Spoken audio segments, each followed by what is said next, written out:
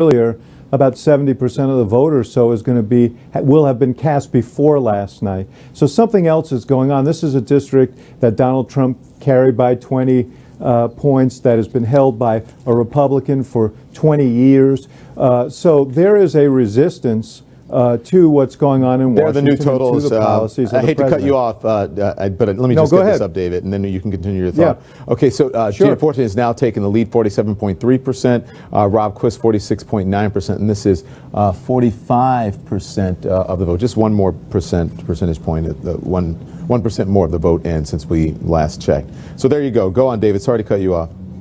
So whatever happens, this is a closer race than one would expect in a district like this, and we should say the reason that Gianforte body slammed the reporter last night was because the reporter was asking him about the CBO report on the Republican health care bill, and this has been a major issue in this race. He has taken publicly a non-committal stance on the bill. Privately, he's told people he supports it. This has gotten him into trouble. So in some ways, the closeness of this race is a referendum on the Republican health care bill, which the Quinnipiac polls suggested today had a 20% approval rating with 57% of Americans opposed. And this is going to create anxiety among Republicans in Washington, and certainly in the U.S. Senate, where they basically filed the Republican bill in the dead letter draw already. But they're going to have to look at this and think about how they move forward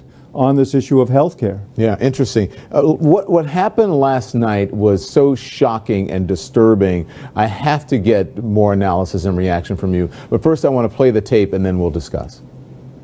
To the CBO score, because you were waiting to make your decision about healthcare until you saw the bill and it just came out. And what we'll talk to you about that later. Yeah, but there's not going to be time. I'm just curious if you have the speak right with now. Shane, please. But you don't.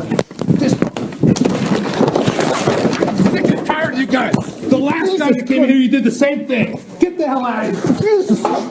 Get the hell out of here. The last guy did the same thing. You were the Guardian? Yes, and you just broke my glasses. The last guy did the same damn thing. You just body slammed me and broke my glasses. Get the hell out of here. If you'd like me to get the hell out of here, I'd also like to call the police. Can I get you guys' names? Hey, you gotta leave. He just body slammed me. You gotta leave. David, I wonder if you've been surprised by the Republican Party, the reaction today. A few people have spoken up, but most people are saying it's people in Montana who are going to decide if this is okay. Kayleigh McEnany, who is a Trump supporter, is on our air all the time, said she believes Gianforte should step out of the race. The race should be held again, because if it was a school teacher or anyone else, and even someone in the media, and we were accused of assault, we wouldn't have a job. Is that how you see this? Yeah, I sure do, and good for Kayleigh for saying that.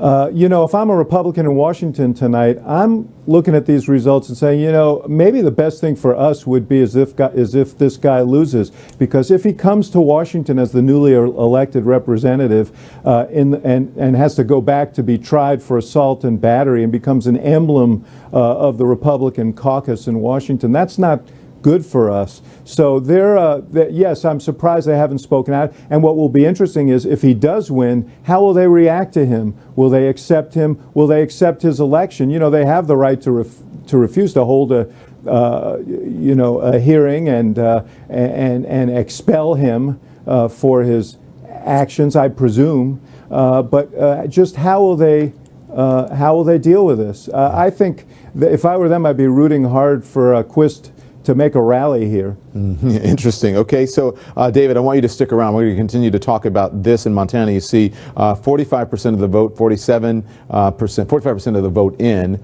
47% of that is for Gianforte, who's a Republican candidate, and 46%, almost 47%, pretty close, is for Rob Quist. Gianforte has taken the lead there. We're going to continue to talk about that. And also want to get David Axelrod's reaction to the FBI now. Sources saying that Jared Kushner now, the FBI wanting to interview him and talk to him about his role in possible collusion or contacts with the Russians during the campaign. We'll be right back. The day after chemo might mean a trip back to the doctor's office, just for a shot.